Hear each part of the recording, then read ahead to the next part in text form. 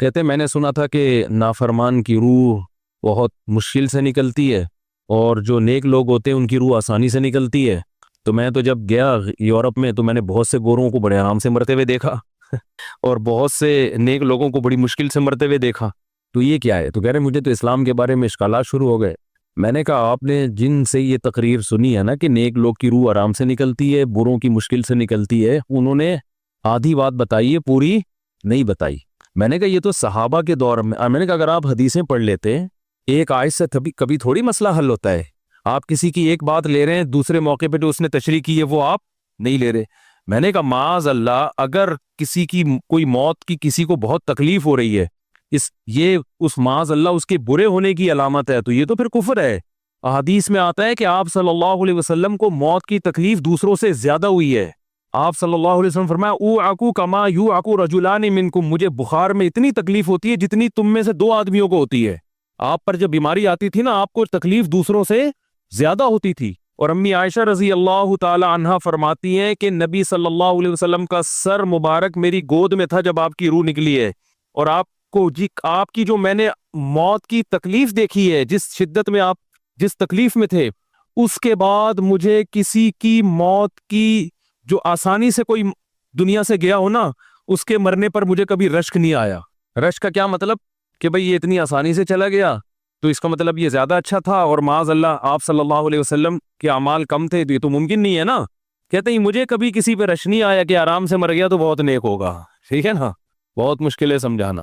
امی عائشہ فرماتی ہیں کہ یعنی امی عائشہ کی حدیث کا مفہوم بیان کر رہا ہوں کہ نبی صلی اللہ علیہ وسلم کی موت کے وقت جو تکلیف کی حالت تھی، اس کو جب سے میں نے دیکھا ہے، تو امی عائشہ کی بات کا خلاصہ یہ ہے کہ اب اگر میں کسی کو دیکھتی ہوں نا کہ آرام سے روح نکل رہی ہے، یعنی آرام سے مر رہا ہے، دنیا سے جا رہا ہے، تو مجھے اس پہ رش نہیں آتا کیونکہ بہت نیک ہوگا۔ کیا مطلب؟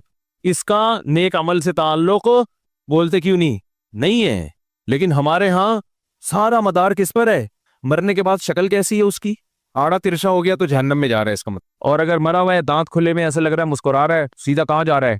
او بھائی، اگر خدا نخواستہ کوئی لکوے کا مریض تھا، کوئی فالج کا مریض تھا، وہ تو مرے گا تو اس کا تو بیچارے کا ہوگا تھوڑا سا چہرہ بھی ٹیڑھا ہو سکتا ہے، کچھ بھی ہو سکتا ہے، نیک لوگوں کا بھی ہو سکتا ہے۔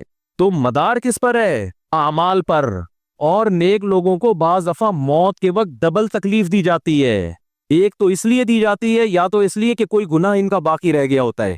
اللہ کیا کہتے ہیں؟ بھائی قبر میں جانے سے پہلے اس کو ہمارے پاس دھلا کے لے کے آؤ، صاف ستھرا ہو کے۔ اب ہمارے پاس آ رہا ہے تو اب ہم نہیں چاہتے کہ اس کے گناہوں کی گٹری ہو، اس کو پاک صاف کر کے لے۔ میں نے بڑے بڑے بزرگ دیکھے جن کو آخری وقت میں بہت مصیبت میں گزری ان کی، یعنی زندگی کے آخری ایام، بیٹیوں کی ٹینشن، کسی بیٹی کو طلاق ہو گئی، وہ گھر آ گئی، کوئی اور مسئلہ ہو گیا، تو بڑی ٹینشن میں آخری وقت، لیکن وہ زبان سے کیا کہتے تھے؟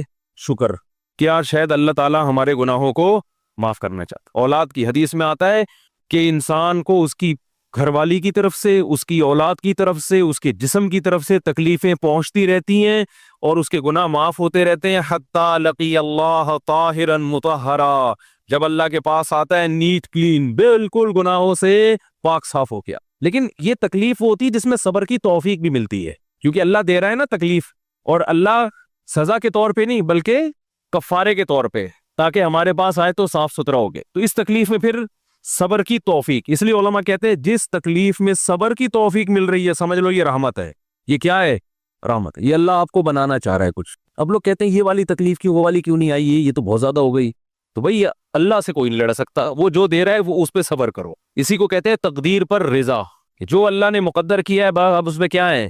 کوشش کریں گے، اللہ سے عافیت مانگے، اے اللہ ہمیں تکلیفیں نہیں چاہیے، ہم تو ویسے ہی کمزور ہیں، ایسا نہ ہو تکلیف میں اور ہی نافرمانی پہ نہ آ جائے، ہمیں تو خوشیوں بھری زندگی چاہیے، اور اللہ ان خوشیوں میں شکر کی توفیق دے کے گناہ معاف کر دے، ٹھیک ہے نا۔ جیسے لوگ حکیم کے پاس جاتے ہیں، حکیم صاحب کے پاس دو طریقے ہوتے ہیں علاج کے۔ ایک طریقہ تو یہ کہ بھائی یہ کڑوی گولی ہے، 2-3 کھاؤ گے فٹ فاٹ ہو جاؤ گے، اس میں یہ بھی پرہیز، یہ بھی پرہیز، یہ بھی پرہیز۔ اور ایک طریقہ ہوتا ہے بھائی دودھ جلیبی کھاؤ، علاج لمبا ہو جائے گا، لیکن وہ دوا میں کیا ہے؟ دودھ جلیبی۔ تو آپ کہتے ہو بھائی یہ دودھ جلیبی والا مجھے دے دو، ٹھیک ہے لمبا علاج کروا لوں گا، فائدہ دیر سے ہوگا، لیکن میں یہ کریلے کا جوس نہیں پی سکتا۔ تو ہم نالائق لوگ ہیں، شکر سے بھی انسان کے ترقی ہوتی ہے، تو اللہ سے یہ مانگنا چاہیے اللہ ہمیں نعمتیں دے، تکلیفوں سے بچا، اور شکر کی توفیق دے تاکہ ہمارے درجات بلند ہو۔ تو شکر کے بھی تو بڑے فضائل ہیں نا۔ تو مانگنے تو کیونکہ عبدیت اور غلامی کا تقاضا یہ ہے کہ اللہ سے عافیت مانگی جائے، لیکن اللہ تکلیف دے دے تو اس پہ صبر۔ تو ہمارے نبی صلی اللہ علیہ وسلم کو ہاں یا تو اس لیے تکلیف ہوتی ہے گناہ معاف، یا اس لیے کہ درجات بلند۔ اللہ چاہتا ہے کہ بھئی یہ دنیا آزمائش کی جگہ ہے، جب آخرت میں آنا تو اتنا تجھے نوازوں۔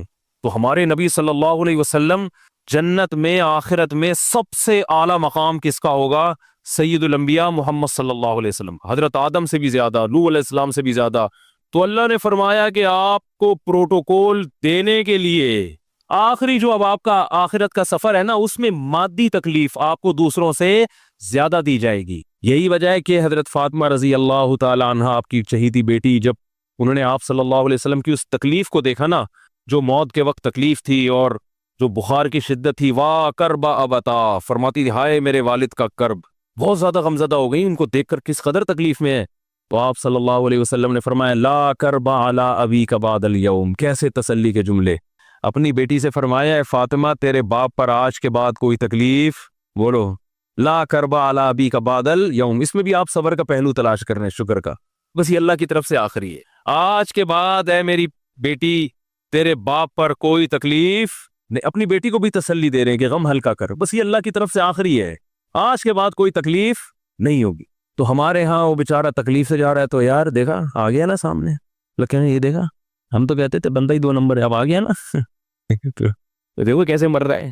اور پیغمبروں کو تکلیف تو دی جاتی ہے، لیکن کوئی ایسا عیب نہیں ہوتا، ایسی بیماری نہیں ہوتی جو لوگوں میں معیوب سمجھی جاتی ہے، یہ نہیں ہوتا، کیونکہ پیغمبر اللہ کے قاصد ہیں، تو اللہ ان کو ہر لحاظ سے امت کو یہ بتانا چاہتے ہیں یہ میرے رسول ہیں، یہ میرے سفیر ہیں۔ تو کوئی بھی ایسی چیز جس کی وجہ سے لوگوں کو ان سے نفرت ہو، یا طبعی نفرت جو انسان کے اختیار میں نہیں ہوتی، تو اللہ ایسی بیماری اور ایسی تکلیف سے بچاتے ہیں ان کو۔ سمجھ میں آ رہی ہے بات؟ لیکن امتی کو ایسی تکلیف ہو سکتی ہے، یہ جو ختم نبوت کے علماء کہتے ہیں نا مرزا غلام احمد بیت الخلاء میں گر کے مر گیا، تو بعض لوگ کہتے ہیں وہ تو بیت الخلاء میں تو فلاں بزرگ کا بھی انتقال ہوا تھا، فلاں کا بھی بزرگ کا ہو سکتا ہے، پیغمبر کا بیت الخلاء میں انتقال بولو نہیں ہو سکتا، کیونکہ پیغمبر کو اللہ ایسے عیب سے بچاتے ہیں جو انسانوں میں عیب سمجھے جاتے ہیں۔ تو پیغمبر کو ایسی بیماری نہیں ہوتی، جیسے اچھوت کی بیماری ہے کہ کوئی ہاتھ نہیں لگا سکتا اس کو، ایسی بیماری پیغمبروں کو نہیں ہوتی۔ کوڑ کی بیماری پیغمبروں کو نہیں ہوتی، کیونکہ ایسی بیماری جس سے لوگ گھن کھاتے ہیں، ایسی نہیں، لیکن امتی کو ہو سکتی ہے، امتی کو ایسی بیماری ہو سکتی ہے، اللہ اس کے درجات کیا کرے گا؟ بلند کرے گا اس سے۔ مجھے ایک واقعہ کسی نے سنایا کہ ایک ہندو تھا، اس کو کوڑ کی بیماری تھی، کوڑ نہیں ہوتا گوشت گلنا شروع ہو جاتا ہے، تو یہ بیماری پھیلتی ہے، تو اس کے رشتہ داروں نے بالکل الگ کر دیا اس کو، وہیں سے کھانا پھینکتے ایسے کر کے۔ کہیں تبلیغی جماعت گئی، ان کو پتہ چلا، وہ بیٹھ گئے اس کے پاس جا کے، اس کو کھلا بھی رہے ہیں پلا بھی رہے ہیں، تو وہ بڑا متاثر ہوا، یار سب نے چھوڑ دیا اور مسلمان ہو گئے، تبلیغ والے تو اکرام کا کوئی موقع الحمدللہ چھوڑتے نہیں ہیں، تو وہ مسلمان ہو گیا اور پھر اس کا انتقال ہو گیا تھوڑے دنوں میں۔ اب دیکھو اللہ نے جو اس کو کوڑ کی بیماری میں ڈالا، یہ بیماری اس کے لیے رحمت بن گئی کہ نہیں بن گئی؟ تو کفر کی حالت میں کوئی اچھا کام کیا ہوگا اس نے، اس کے بدلے میں اللہ نے اس کو کیا دے دیا؟ کوڑ کی بیماری۔ اب دنیا کہے گی یار عام کافر جو اچھے کام نہیں کرتے وہ تو فٹ فاٹ گھوم رہے ہیں، اور یہ تھوڑا بہت خیال کرتا تھا، اس کو اللہ نے کیا دے دیا؟ بھائی اس کو دیا اس لیے کہ اللہ کو پتا ہے کہ جی کوڑ میں ہوگا تو تبلیغ والے آئیں گے، اس کی آؤ بھگت کریں گے اور یہ کیا ہو جائے گا؟